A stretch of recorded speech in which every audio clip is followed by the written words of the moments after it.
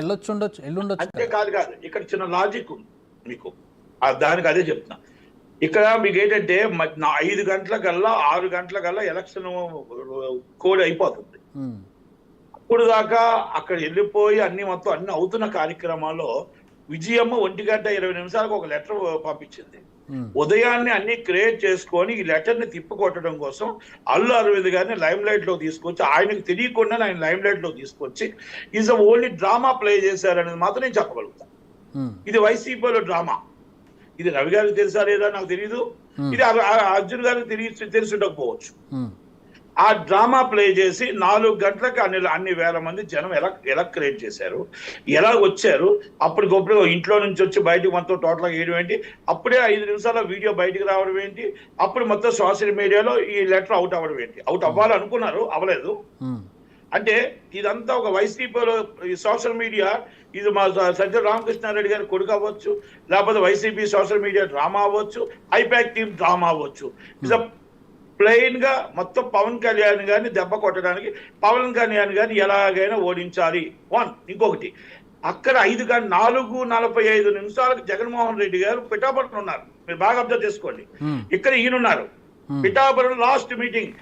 డిప్యూటీగా నేను నా అక్కని వంగా గీతా గారిని డిప్యూటీ సీఎం చేస్తానని ఆయన లాస్ట్ మీటింగ్ అక్కడ. అంటే పవన్ కళ్యాణ్ ఓడించాలి, పవన్ కళ్యాణ్ అసెంబ్లీ అడుగెట్టకూడదు అని ఒక పట్టుదలతో ఇక్కడ ముద్రగడ పద్మనాభం కుటుంబంలో స్విచ్ పెట్టారు. అక్కడ వచ్చి ఆయన డిప్యూటీ సీఎం అన్నారు, అక్కడే కూర్చున్నాడు.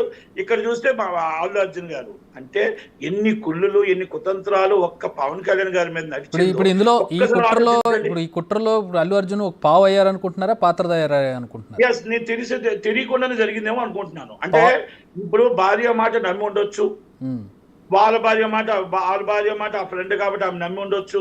ఇది ఒక చిన్న డ్రామా ప్లే చేసి, సార్ వచ్చిన వెంటనే 2:20 నిమిషాలకు ఎంతకు వచ్చాడు, 4 గంటల సోషల్ మీడియాలో ఎలా మొత్తం టోటల్ గా మొత్తం అయింది చెప్పండి. మీరు ఒక్కసారి ఆలోచించండి. ఇప్పుడు మనం ఒక స్ట్రాటజికల్ గానే జరిగితేనే అట్లా జరుగుతుంది. ఆ టైమింగ్ స్ట్రాటజికల్ గా జరిగితేనే అలా జరుగుతుంది. అదే నేను అడుగుతున్నా. ఇప్పుడు మనం బయట తీసుకుంటాం, నా బయట మీ దగ్గర రావాలంటే ఎంత చెప్పడుతుంది, నా బయట మీరు ఎడిటింగ్ చేసి వెయ్యాలంటే ఎంత చెప్పడుతుంది, మినిమం 20 మినిట్స్. అవును. కనుక ఇవన్నీ ప్లేయింగ్ ఇస్ డ్రామా. ఇది శిల్పా రవి గారిని ఆయన తెలియ జరిగిందా ఒక డ్రామాలో పావుగా రవి గారిని వాడుకోవచ్చు. శిల్పా మోహన్ రెడ్డి గారి అబ్బాయిని, ఆ శిల్పా మోహన్ రెడ్డి గారి అబ్బాయికి తెలుసో తెలియకో వాళ్ళ భార్యకు చెప్పొచ్చు. వాళ్ళ భార్య వచ్చి తెలుసో తెలియకో అల్లు అర్జున్ గారి భార్యకు చెప్పొచ్చు. అల్లు అర్జున్ గారి ఫ్రెండే కదా అని చెప్పేసి మాటలు విని వెళ్ళొచ్చు. ఇది తెలిసి జరిగిందని నేను తెలియక జరిగిందని తెలిసి జరిగితే మనం ఏం చేయలేం. ఇది తెలియక జరిగిందా వైసీపీ పాములో పవన్ కళ్యాణ్ గారి అసెంబ్లీలో అడుగెట్టనవ్వకుండా 5-4 జగన్మోహన్ రెడ్డి ఇక్కడ వచ్చి నంద్యాలలో వచ్చి అల్లు అర్జున్ గారు 1:20 వచ్చిన లెటర్ ని మసిపూసి మారడికాయ చేద్దామని చూసే పరిస్థితుల్లో, కానీ ఒక్కటి జనాలు నిశ్చితులు ఏమనుకున్నారంటే, ఎంతమంది ఏమి రాని ఒకరు తప్పు ఒకరు చేయకపోతే ఓడిపోడు, ఒకరు సపోర్ట్ చేస్తే గెలవరు.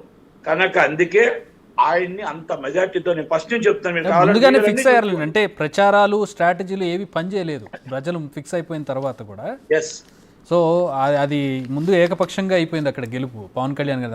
ఫస్ట్ నుంచి చెప్తున్నాం 1,00,000 పైచీలకు మెజార్టీ వస్తుంది, 1,00,000 పైచీలకు మెజార్టీ వస్తుంది. ఫస్ట్ నుంచి చెప్తున్నాం. మీరు కావాలని ప్రతి వీడియో కూడా మీరు ఫాలోఅప్ చేసుకోండి. మేము ఈ రోజు కాదు, నామినేషన్ అయిన రోజు నుంచి చెప్తున్నాం. ఎందుకంటే ఎవరు తీసుకున్న గోతులో వాళ్ళే పడ్డారు.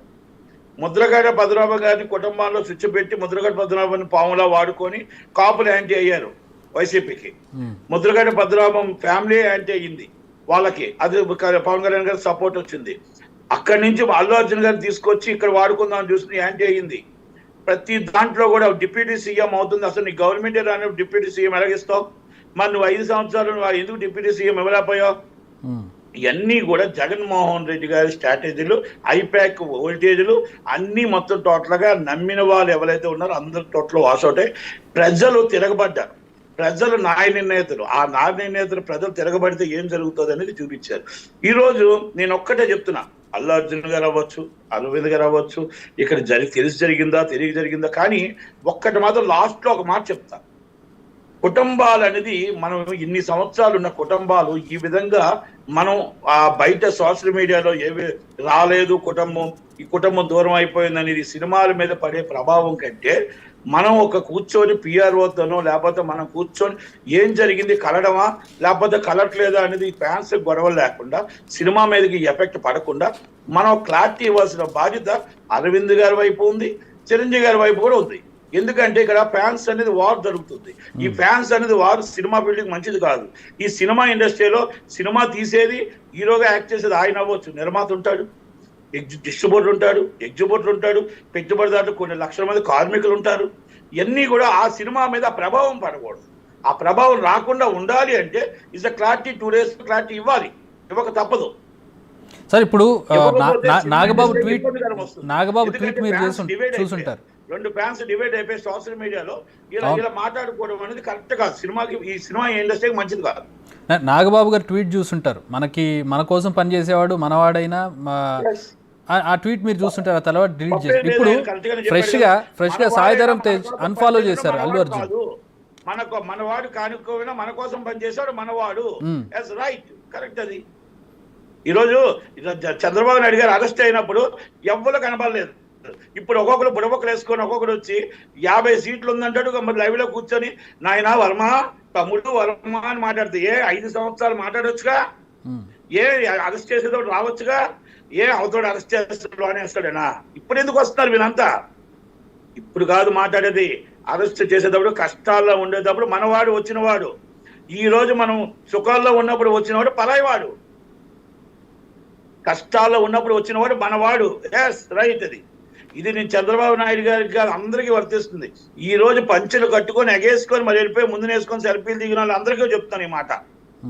నేను లైవ్ లో కూర్చొని ఇప్పుడు ఎప్పుడైతే టీడీపీ వచ్చిందో మళ్ళా టీడీపీ రాకముందు కష్టాల్లో ఉండేప్పుడు అరెస్ట్ అయినప్పుడు ఆ భువనేశ్వరమ్మ అక్కడ కూర్చున్నప్పుడు లోకేష్ బాబు 55 రోజులు కష్టం పడుతున్నప్పుడు కనబడిన వాళ్ళందరూ ఈ రోజు మళ్ళా కంగ్రాచులేషన్స్ మామయ్య, కంగ్రాచులేషన్స్ బాబాయి, సార్ మీరు లేనిదే మా జన్మభూమి కార్యక్రమం ఎన్నో లేవని చెప్పడాలు, ఈ లైవ్ లోకి వచ్చి అమ్మా నువ్వు ఇలా మాట్లాడావు అలా మాట్లాడావు మాట్లాడేటప్పుడు చాతకానితనం అంటారు. ఆ రోజు చాతనాయనోడు ఆ రోజే మాట్లాడాలా, ఎదిరించాలి. మేమందరం ఎదిరించాం.